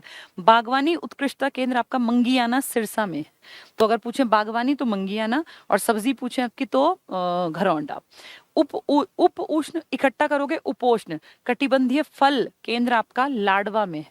फल के ऊपर बात आएगी तो लाडवा कुरुक्षेत्र। सब्जी आएगी तो करनाल वाला घरौंडा। और अगर पूछेंगे बागवानी तो आप कहेंगे मंगियाना, ठीक है। बागवानी मंगियाना, सब्जी घरौंडा, और अगर पूछ रहे हैं उष्ण कटिबंधीय फल केंद्र तो लाडवा। फिर एकीकृत मधुमक्खी पालन केंद्र है आपके कुरुक्षेत्र में, शाहबाद में। मधुमक्खी पालन शाहबाद। आलू प्रौद्योगिकी केंद्र नीलोखेड़ी करनाल। करनाल में अभी देखना घरौंडा में भी था, ये देखो ये रहा। सब्जी उत्कृष्टता भी घरौंडा में था, और आलू भी सब्जी का प्रकार है, ये भी करनाल के नीलोखेड़ी में। तो अगर सब्जी आया तो घरौंडा और आलू आया तो नीलोखेड़ी, दोनों कहाँ हैं? करनाल में। नेक्स्ट है फूल उत्कृष्टता केंद्र, ये भी घरौंडा। तो सब्जी भी घरौंडा और फूल भी घरौंडा। नीलोखेड़ी में क्या था आपका? आलू, सब्जी का ही पार्ट आलू है। और कुरुक्षेत्र में भी है फूल उत्कृष्टता। एक बार दोबारा देख लो, सब्जी उत्कृष्टता पूछेंगे तो घरौंडा, आलू पूछेंगे प्रौद्योगिकी तो भी घरौंडा, सब्जी आलू दोनों घरौंडा, ठीक है। बागवानी पूछेंगे तो मंगियानी, बागवानी, मंगीयाना, एक जैसे लग रहे हैं। और फल पूछेंगे तो आपका लाडवा। नेक्स्ट है आपका मधुमक्खी तो शाहबाद। ठीक है, इसको तुम भूल जाओगे, इसका ट्रिक सुन लो। सब्जी घरौंडा, एक तो याद रह ही जाएगा घरौंडा, यहीं पे आलू का भी है घरौंडा। बागवानी में 4 अक्षर है, मंगीयाना में भी 4 अक्षर है, बागवानी। फल जो है ना, फल वो लाडले बच्चे को खिलाए जाते हैं, लाडले, तो उससे लाडवा, फिर भूलोगे नहीं। एकीकृत मधुमक्खी, मधुमक्खी से शहद मिलता है, देखो शहद जैसा लग रहा है, शाहद, बाहर हटा दो ना शहद, तो मधुमक्खी जहां आए वो शाहबाद में आएगा। अगर ऐसे नहीं सुनोगे तो बाद में बहुत एक जैसे दिखते हैं, याद नहीं आते। मधुमक्खी है तो शहद, फल है तो लाडले बच्चे को तो लाडवा, बागवानी है तो मंगीयानी या मंगीयाना, और सब्जी है तो घरौंडा, आलू का भी घरौंडा। सब्जी घरौंडा, आलू घरौंडा, मंगीयाना में बागवानी का उत्कृष्टता केंद्र है, लाडले बच्चे को फल खिलाते हो, और शहद शाहबाद में आपका मधुमक्खी वाला है। ठीक है, आलू है तो फिर करनाल है ही, और अच्छा ये घरौंडा नहीं, सॉरी, करनाल का नीलोखेड़ी। और फूल है तो घरौंडा, फूल और घरौंडा और कुरुक्षेत्र दोनों में है। ठीक है, मेन जो आता है ना पेपर में, एक तो मधुमक्खी का आ जाता है बहुत ज्यादा बार, एक फल का, एक सब्जी का, ये 3 ज्यादा आते हैं। 2-3 बार और पढ़ लेना, याद हो जाएंगे। फल, सब्जी, मसाले और फूल के प्रमुख उत्पादक जिले, इनमें 3-4 इंपॉर्टेंट है, सारे नहीं, सारे तो सिर्फ रीड करने होते हैं, लेकिन याद करने होते हैं कुछ, जिनके बारे में बता दूंगी। आम बहुत इंपॉर्टेंट, बहुत बार आ चुका। पहले आम में नंबर 1 था अंबाला, लेकिन अब आम में नंबर 1 है आपका यमुनानगर, सेकंड नंबर है अंबाला का, बिल्कुल ठीक लिखा है, ये पहले फर्स्ट सेकंड थे, अब ये फर्स्ट सेकंड है। ठीक है, अमरूद नहीं पूछेंगे, सिर्फ पढ़ लेते हैं। करनाल, सोनीपत वगैरह हर जगह होता है अमरूद, अमरूद कोई बहुत ऐसी चीज नहीं है। पपीता भी बहुत सारी जगह लग जाता है, बेर भी आपकी हर जगह लग जाते हैं, खासकर पानी जहाँ कम है वहां तो हो ही सकते हैं। आंवला भी आपके पूरे हरियाणा में कहीं भी पैदा हो जाता है। आलू आपका कुरुक्षेत्र में, अभी हम पढ़ रहे थे, देखो आलू का करनाल, और ये देखो ये रहा आलू, तो करनाल। अच्छा, ये फूल का था कुरुक्षेत्र और करनाल में, तो आलू भी इसके मतलब सारे में ही है, देखो ना, करनाल भी है, अंबाला भी है, यमुनानगर भी, कुरुक्षेत्र भी। तो ये मान के चलो कि आलू तो आप सोनीपत में लगाओगे, यहाँ भी हो जाता है पानीपत में, इसलिए ये नहीं आएंगे। लेकिन आम की सर्वाधिक पूछी जाती है, आगे भी पढ़ेंगे, कुछ और भी आएंगे। प्याज भी सारे में नहीं आएगी, अंबाला वगैरह। फूल गोभी भी कई जगह है। कुकर बिट्स ये पूछ लेते हैं कई बार, ये कद्दू को बोलते हैं, तो बच्चा सोचता है पता नहीं क्या है, कुकर बिट्स कद्दू को बोलते हैं, कद्दू है ना, पेठा जिसको बोलते हो, ये तो कुकर बिट्स सबसे ज्यादा आपके करनाल का याद कर लो। ठीक है, बाकी ये तो कहीं पैदा हो जाता है। हल्दी बहुत इंपॉर्टेंट है, बहुत ज्यादा बार आ चुका है एचएसएससी में। हल्दी को टर्मरिक भी बोलते हैं, टर्मरिक। ये नंबर 1 है आपका यमुनानगर, यमुनानगर, अंबाला, कुरुक्षेत्र, ऊपर की बेल्ट में हल्दी है। अंबाला यानी यमुनानगर ना 2 चीजों में नंबर 1 हो गया अब तक के टेबल में। किस में? एक आम में और एक हल्दी में, टर्मरिक में। बहुत इंपॉर्टेंट है, दोनों पूछे जाते हैं। मिर्च नहीं पूछी जाती, यमुनानगर, करनाल सब जगह होती है। लहसुन भी सारी बेल्ट में है, गुलाब भी हर जगह है, गेंदा भी। ग्लेडियोलस ये पूछा जाता है, हरियाणा में सबसे ज्यादा जो फूल की खेती की जाती है, फूलों के प्रकार है ना, वो सबसे ज्यादा ग्लेडियोलस की खेती की जाती है।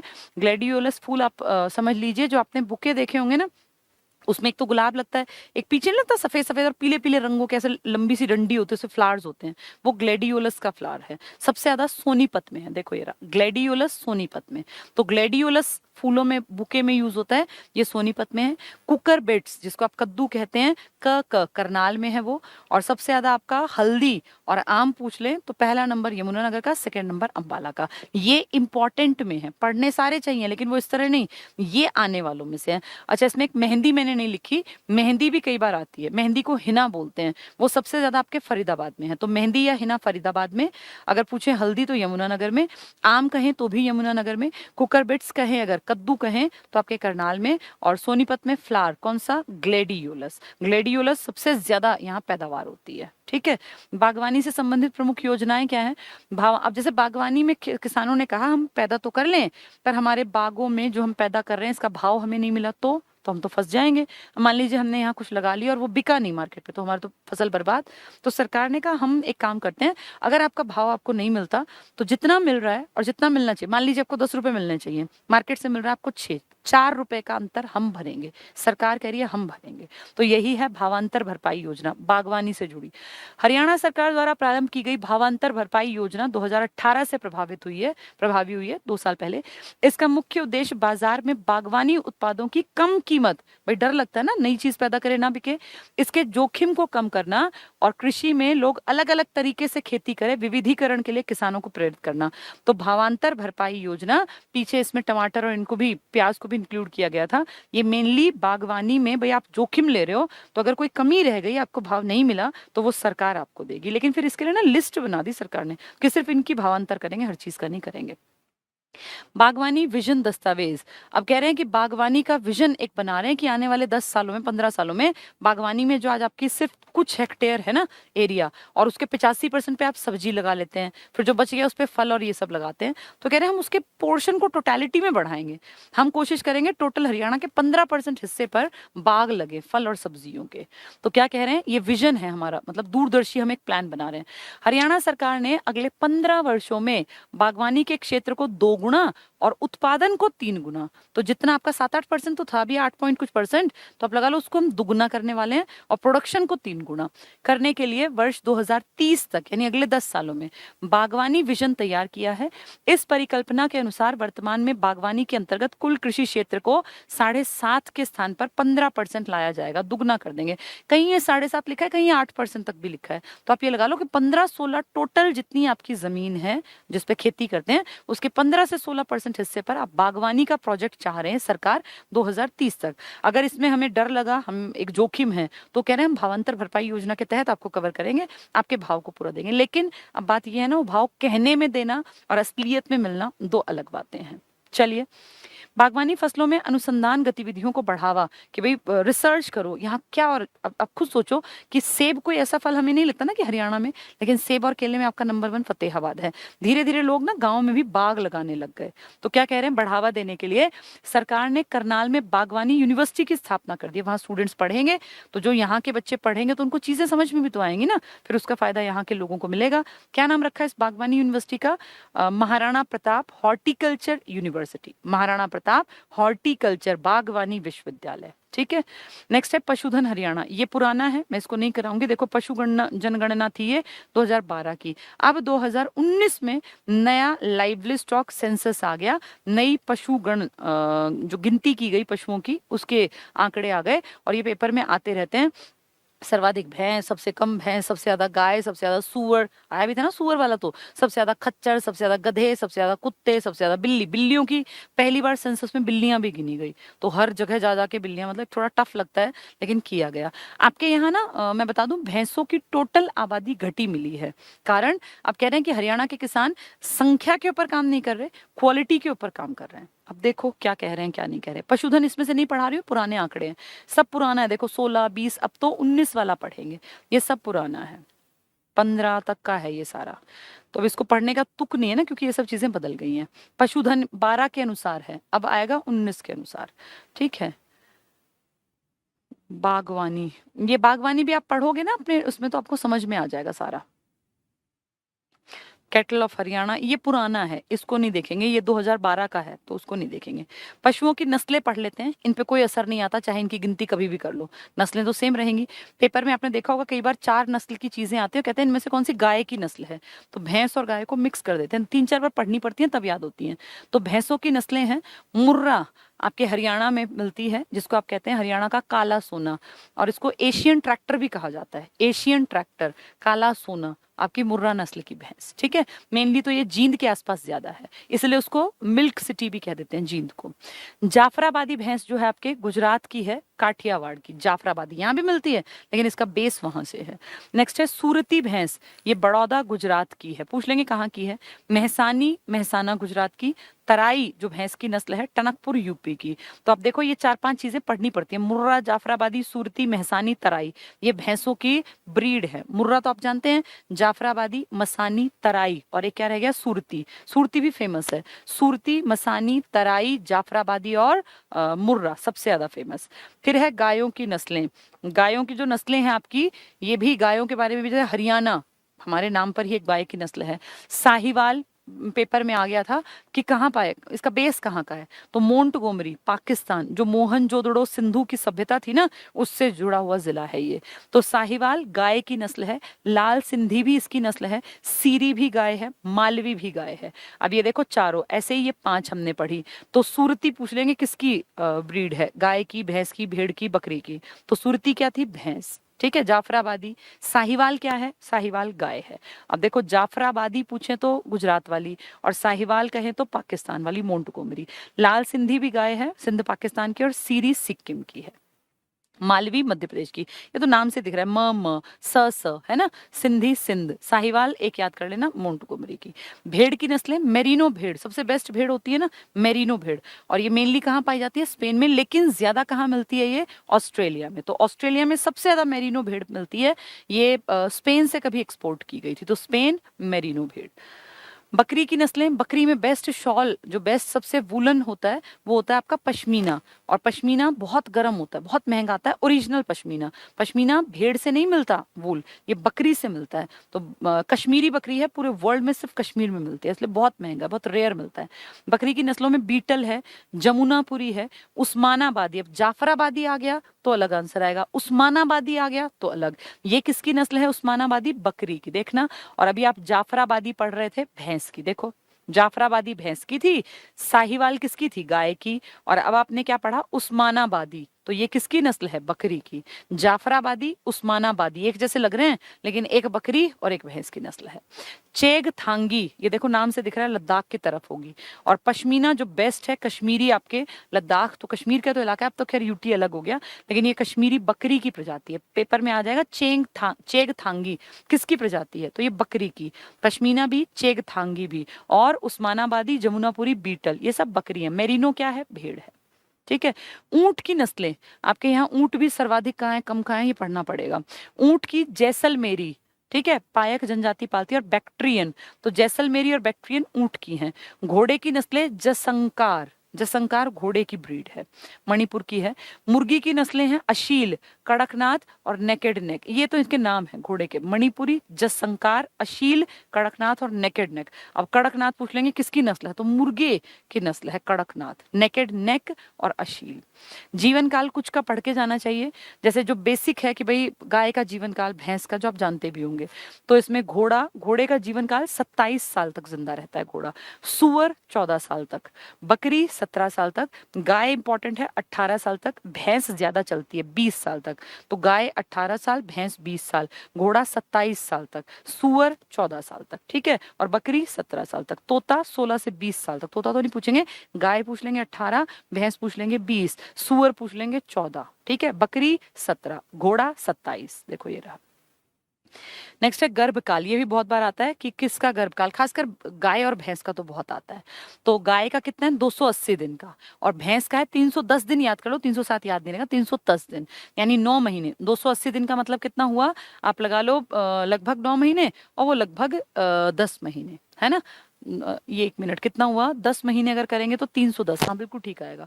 अगर आप 31 दिन मानते हैं तो 3 महीने 310 निकल आया ना, तो ये 10 महीने तक आ गया, ठीक है। और ये लगभग लगभग 9 महीने में, तो 280 दिन, उसके 310 दिन याद कर लो। बकरी का 150 दिन का जो इसका गर्भकाल है, इसके बाद इसके बच्चे का जन्म होगा। और सुअर का 115 दिन का, भेड़ का 150 दिन का। तो भेड़ और बकरी तो बराबर इनका गर्भकाल है 150 दिन का, और इसका सुअर का कितना है? 115 दिन का। सुअर जिंदा कितना रहता है? 14 साल तक, ठीक है। बकरी 17 साल, घोड़ा 27 साल, गाय 18 साल, भैंस 20 साल, और तोता तो कोई पूछने नहीं वाला, 16 से 20 वो उतना इंपॉर्टेंट नहीं है। HSWC, Haryana state warehouse corporation, 1997 गलत है ये, इसको काट देना, ये 1974 आएगा। मैं इसको टेबल में दोबारा भी करवाऊंगी। राष्ट्रीय डेयरी रिसर्च इंस्टीट्यूट, बहुत डिटेल से पढ़ाया हुआ है, NDRI, national dairy research institute, बहुत डिटेल से। 1923 बंगलुरु में बना, फिर 1936 में इसका नाम चेंज हुआ, 1947 में इसका नाम NDRI पड़ा, 1955 में आपके करनाल में आया, 1989 में ये डीम्ड यूनिवर्सिटी बना, 1991 में IVF से पहला जो भैंस के बच्चे को जन्म दिया गया इन विट्रो फर्टिलाइजेशन से, जिसका नाम रखा गया प्रथम। और 1996 में वर्ल्ड में स्कॉटलैंड में पहली भेड़ बनी थी क्लोनिंग से, जिसका नाम रखा गया था डॉली। उसके 13 साल बाद 2009 में आपके यहाँ जो पहली क्लोन्ड भैंस का बच्चा जन्मा था, जिसको नाम दिया गया था समरूपा। 5 दिन बाद लंग्स में, फेफड़ों में कैंसर के चलते वो मर गया था। ये सब मैंने आपको बहुत डिटेल से पहले पढ़ा रखा है। राष्ट्रीय डेयरी रिसर्च इंस्टीट्यूट संस्थान पहले बंगलौर में था, बाद में इसको करनाल में 1955 में। ठीक है। राज्य सरकार के क्या प्रयास हैं आपके? पशु बीमा योजना आपकी सरकार कर रही है। आप जानते हैं फसल बीमा के बाद पशु बीमा भी झज्जर से स्टार्ट किया। पशुओं का भी बीमा करवा सकते हैं। तो उससे क्या फायदा होगा? अगर मान लीजिए किसी भैंस को करंट लग गया, किसी भैंस को कोई बड़ी बीमारी हो गई, मर गई वो, तो उसके बदले का पैसा मिल जाएगा, लेकिन कुछ पैसा पहले जमा कराना पड़ेगा। झज्जर से स्टार्ट हुआ। तो पशु बीमा योजना 2016 को झज्जर से स्टार्ट हुआ। इस योजना के अंतर्गत बड़े पशु जैसे गाय, भैंस, घोड़े, गधे और ऊंट आदि के लिए 100 रुपए और छोटे पशु भेड़, बकरी, सुअर आदि के लिए 25 का प्रीमियम अदा करने पर 3 साल के लिए बीमा कराया जाता है। भाई 3 साल तक कुछ भी हो गया तो मुझे नई भैंस मिल जाएगी, इसके बदले पैसा। प्रत्येक लाभ प्राप्त करता 5 बड़े जानवरों का और 50 छोटे जानवरों तक का बीमा करा सकता है। एससी परिवारों को मुफ्त में होगा। तो उससे क्या फायदा होगा कि भैया अगर कुछ हो भी गया जानवर को तो कोई दिक्कत नहीं है। पशुपालकों को सामाजिक मान्यता प्रदान करने के लिए ये 2014 से आरंभ की गई। पशुओं के पंजीकरण करने में झज्जर जिला अग्रणी बन गया। यहीं से तो लॉन्च किया, यही अग्रणी बन गया। हरियाणा देश का ऐसा पहला राज्य है जहां गायों की पहचान के लिए 12 अंकों का यूनिक आईडी नंबर आधार कार्ड की तर्ज पर, गायों की पहचान के लिए जैसे आपको आधार कार्ड का नंबर यूनिक आईडी है ना आपके पास, ऐसे गायों के लिए भी है। नेक्स्ट देखें, ग्रामीण क्षेत्रों में पशुपालकों को पशुओं के संबंध में 24 घंटे जानकारी के लिए एक फोन लाइन है, पशुधन विकास वाहिनी। ये योजना शुरू की गई है। ठीक है, तो आप कुछ भी जानकारी ले सकते हैं। राज्य में गौ हत्या पर प्रतिबंध लगाने के लिए 2015 में आप पहला स्टेट बने थे जिसने उसको लीगली गलत ठहराया था कि कोई गायों को मारेगा नहीं। तो गौ हत्या पर पूर्ण और प्रभावी प्रतिबंध लगाने के लिए राज्य सरकार ने गौवंश संरक्षण और गौ संवर्धन अधिनियम 2015 को लागू कर दिया। ठीक है, गौवंश संरक्षण गौ संवर्धन अधिनियम में गौ हत्या करने वाले व्यक्ति को 10 साल तक की कारावास और 1 लाख तक का जुर्माना अगर पकड़ा गया तो, मतलब कोई गाय जो कि दूध देती है और उसके वो हत्या कर रहा है, अगर कोई अपनी गाय को जानबूझ के आवारा पशुओं में छोड़ रहा है क्योंकि वो दूध नहीं दे रही, फिर पकड़ लेता है, ऐसे आदमी का पता लगने पर 50,000 रुपए का जुर्माना है, क्योंकि इस तरह से वो नुकसान करते हैं ना समाज का। गौहत्या के उद्देश्य से गायों की अवैध तस्करी करना, भाई यहाँ से यूपी जा रही है, यूपी से बाहर जा रही है, इसको 7 साल की जेल होगी, उसका वाहन जब्त करेंगे जिसमें वो गाय को ले जा रहा है और 70,000 रुपए तक के जुर्माना। महिलाओं की आर्थिक स्थिति के लिए केंद्र सरकार ने हरियाणा महिला डेयरी परियोजना स्टार्ट कर दी, हरियाणा की औरतों के लिए। बांझ मुक्त पशुधन योजना, जिसमें कि बहुत सारी गाय भैंस जो हैं उनको कि भाई वो उनकी प्रोडक्टिविटी बनी रहे, तो बांझ मुक्त ये जानवरों के लिए है बांझ मुक्त पशुधन योजना। तो पशु उत्पादकता बढ़ाने के लिए ये शुरू की गई और इसमें राष्ट्रीय नेशनल लेवल पे इसको पैसा मिल रहा है। हरियाणा देश का ऐसा पहला राज्य है जिसने दुधारू पशुओं की नस्ल के लिए हरियाणा मुर्रा भैंस और अन्य दुधारू पशु नस्ल अधिनियम 2001 बनाया। तो हमने मुर्रा भैंस के लिए या जो बाकी दूध देने वाले जानवर हैं उनके लिए कानूनन अधिनियम बनवा दिया। ठीक है, गौवंश और भैंस वंश के प्रजनन और विकास के लिए जनवरी 2000 में हरियाणा पशुधन विकास बोर्ड, ताकि इनका जो है प्रजनन और विकास चलता रहे, गायों का भी और भैंस का भी, तो इसके लिए विकास बोर्ड बना दिया हमने सन 2000 में, 20 साल पहले। NDRI राष्ट्रीय दुग्ध डेयरी अनुसंधान संस्थान हरियाणा के करनाल में है। इसकी स्थापना, सब कुछ पढ़ा रखा है ये, 1923 में imperial institute of animal husbandry and dairy के रूप में बंगलुरु में की गई। 36 में इसका और ज्यादा विस्तृत रूप दिया गया और स्वतंत्रता के बाद 1947 में इसका नया नाम राष्ट्रीय दुग्ध अनुसंधान संस्थान रखा गया। तत्पश्चात 1955 में संस्था का मुख्यालय बंगलुरु से करनाल कर दिया गया। बंगलुरु को भारत के दक्षिणी राज्यों में दुग्ध संबंधी गतिविधियों के संचालन के लिए क्षेत्रीय दायित्व सौंपा गया और आपके यहाँ नेशनल डेयरी रिसर्च यानी इंडिया के लेवल पे जिसमें काम होता है। ठीक है, राज्य के पशुधन विकास और प्रशिक्षण संबंधी संस्थान, ये मेरे ख्याल बस लास्ट टॉपिक है मेन, इसके बाद ये कंप्लीट हो जाएगा। ये सब आपने पढ़ा हुआ है। राष्ट्रीय दुग्ध अनुसंधान संस्थान कहाँ है? NDRI 55 में करनाल में आया। भैंस अनुसंधान संस्थान आप अच्छी तरह जानते हैं हिसार में है। ऐसे ही अश्व अनुसंधान भी हिसार में, सारे हिसार में है, ये सुअर के भी और इन सब के भी। पशु चिकित्सा पशु विज्ञान विश्वविद्यालय हिसार में है। पशु चिकित्सा टीकाकरण संस्थान हिसार में। पशु चिकित्सा प्रशिक्षण संस्थान हिसार में। सोने का रेशा जो है, गोल्डन फाइबर, जूट को कहा जाता है। जूट आप जानते हैं ना, जूट के बैग्स बनते हैं और स्लीपर्स बनते हैं, तो जूट को कहते हैं गोल्डन फाइबर। और सिल्वर फाइबर क्या होता है? आपका कपास, जिसके लिए आपकी सरकार छूट भी देती है। तो कपास को सिल्वर, चांदी जैसा चमकता है ना, सफेद, तो इसलिए उसको सिल्वर फाइबर और इसको गोल्डन फाइबर। जूट का नाम गोल्डन फाइबर है, ये गोल्डन रंग का होता है, और आपके कपास के जो रेशे होते हैं उसका नाम सिल्वर फाइबर। मसालों की रानी इलायची को कहा जाता है, मसालों की रानी। दार्जिलिंग जो है आपका सिक्किम वाला, सिक्किम में है ना दार्जिलिंग, ये लैंड ऑफ थंडरबोल्ट, चाय के लिए ये थोड़ा नेशनल लेवल का डाल दिया। नागपुर संतरों का शहर है। कुरुक्षेत्र के स्याठी गांव में क्लोन सफेदा संवर्धन केंद्र है। सफेदे का जो पेड़ होता है इसके संवर्धन के लिए आपके यहाँ करनाल में, कुरुक्षेत्र के स्याठी गांव में, कुरुक्षेत्र के स्याठी गांव में। हरियाणा वन विकास निगम दिसंबर 1989 में गठित हुआ। वन विकास, जिसमें कि वनों की बढ़ोतरी के लिए आपने याद करो, आपका देश में वन नीति आई थी 1988, जिसमें कहा था 33% हिस्से पर वन, तो उसी से अगले साल आपने बना दिया। हरियाणा प्रदूषण नियंत्रण बोर्ड की स्थापना 1977 में हुई, प्रदूषण पे नियंत्रण रहे। पहला ambient air quality monitoring station Faridabad में 2010 में, जो देखेगा कि एयर की क्वालिटी खराब हो रही है, ठीक है, तो कहाँ लगाया आपने पहला? फरीदाबाद। वहां की आबादी ज्यादा है ना, तो एयर क्वालिटी उद्योग ज्यादा है, इसलिए वहां पहला लगाया। हरियाणा में बहुत इंपॉर्टेंट नॉन बायोडिग्रेडेबल एक्ट, यानी ऐसा कूड़ा कचरा जो कि डिग्रेड नहीं होगा, खत्म नहीं होगा, जैसे पॉलिथीन है, कंप्यूटर की चीजें हैं, इसके लिए एक्ट आया 1998 में, और जिसके तहत पॉलिथीन पर पूर्ण प्रतिबंध लगाया गया। ये आप और मैं अच्छी तरह जानते हैं कि कितना प्रतिबंध है। आपके घर के आसपास की दुकानों को देख लीजिए, कहीं भी चले जाइए, 1998 में पूरी तरह से प्रतिबंध कर दिया था इस एक्ट के तहत, लेकिन आज तक हुआ नहीं है। प्रमुख क्रांतियां हैं, ये क्रांतियां जो मैंने दे रखी है ना, नेशनल लेवल से उठा के दे रखी हैं, जो ज्योग्राफी में सर ने आपको पढ़ाई भी होंगी, इनमें कुछ ज्यादा नहीं है। हरित क्रांति है, हरित क्रांति कृषि क्रांति है, गेहूं चावल के लिए है, डॉक्टर नॉर्मन बोरलॉग ने इसमें काम किया, ये सब मैंने बोली हुई चीजें, स्वामीनाथन को श्रेय जाता है। सुनहरी क्रांति फल के उत्पादन के लिए है, श्वेत दूध के लिए, नीली मछली के उत्पादन के लिए, पीली तिलहन जिसमें कि तेल निकलता है, बादामी क्रांति मसालों के लिए है, लाल क्रांति टमाटर के लिए भी है, मांस के लिए भी है, अमृत क्रांति नदियों के लिए, अमृत पानी, नदियों का पानी अमृत है, तो नदियों को जोड़ो प्रोजेक्ट है ये। भूरी क्रांति गैर परंपरागत ईंधन के उत्पादन में है, और गुलाबी क्रांति मांस में भी है। गुलाबी मांस से ज्यादा, मांस तो लाल में जाता है, गुलाबी मेनली है फार्मास्यूटिकल्स और इन सब के लिए, ठीक है।